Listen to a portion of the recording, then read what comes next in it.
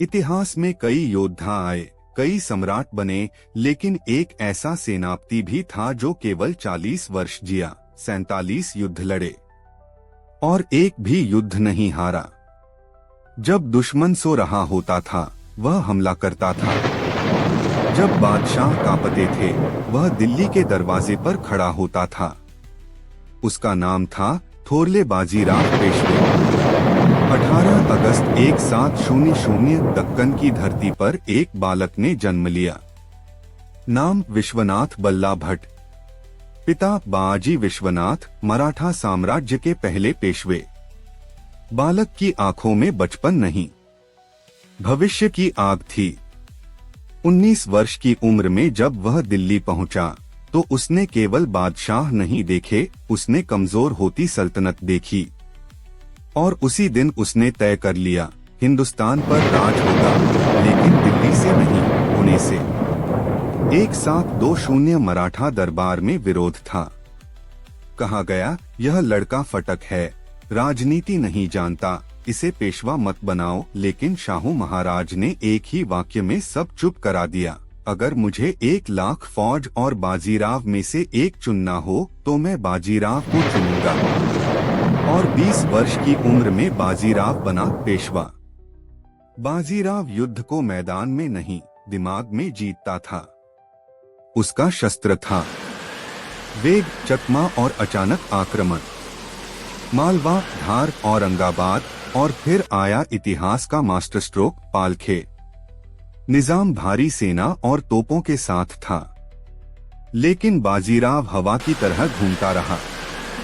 रसद कटी, सेना भूखी रही और निजाम तोपों के बैल काटने पर मजबूर हो गया। ब्रिटिश फील्ड मार्शल मोंटगोमेरी ने लिखा, पालखेड़ की लड़ाई रणनीतिक गतिशीलता की उत्कृष्ट कृति है।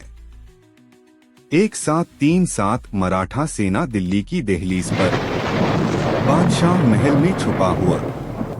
शहर कांप रहा था, लेकिन बाजीराव को तख्त नहीं चाहिए था, उसे डर पैदा करना था। और दिल्ली ने मराठा शक्ति को पहचान लिया। उधर बुंदेलखंड में 80 वर्ष का छत्रसाल बुंदेला मुगल वजीर मोहम्मद खान बंगेश द्वारा कैद था। एक पत्र लिखा गया, बाजी जात बुंदेल की राखो बाजी लाज। बाजीराव ने 35,000 की सेना उठाई और बिजली बनकर टूट पड़ा। बंगेश फंस गया, मुगल सेना टूट गई। इनाम में मिला झांसी और रिश्ते में आई मस्तानी। समाज ने विरोध किया, बहिष्कार हुआ, लेकिन बाजीराव नहीं झुका। उसने कहा, मस्तानी मेरी पत्नी है और उसका पुत्र शमशेर बहादुर मेरा वारिस। कहा जाता है, निजाम के हरम ने बाजीराव को देखने की जिद की। मोती बरसाए गए, लेकिन बाजीराव की आंखें झुकी रहीं। उसने कहा, मेरी 2 ही स्त्रियां हैं, काशीबाई और मस्तानी। बाकी सब मेरी माताएं और बहनें। पुणे में बना शनिवार वाड़ा। कहते हैं, एक दिन बाजीराव ने एक खरगोश को शिकारी कुत्ते को दौड़ाते देखा। वह मुस्कराया, यही जगह सही है। यहीं से मराठा शक्ति नर्मदा पार गई, दिल्ली पहुंची, पेशावर, काबुल, कंधार तक। बाजीराव कहा करता था, रात सोने के लिए नहीं, दुश्मन पर हमला करने के लिए होती है। वह घोड़े पर बैठकर सोता था। इतिहास में ऐसा सिर्फ वही कर सकता था। 1740 नर्मदा तट, रावेरखेड़ी।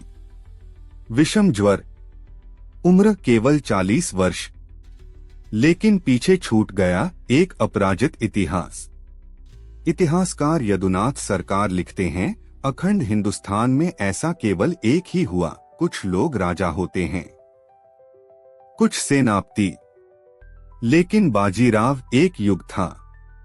वो गया नहीं, वो अमर हो गया। जय भवानी, जय शिवाजी, जय थोरले बाजीराव पेशवे।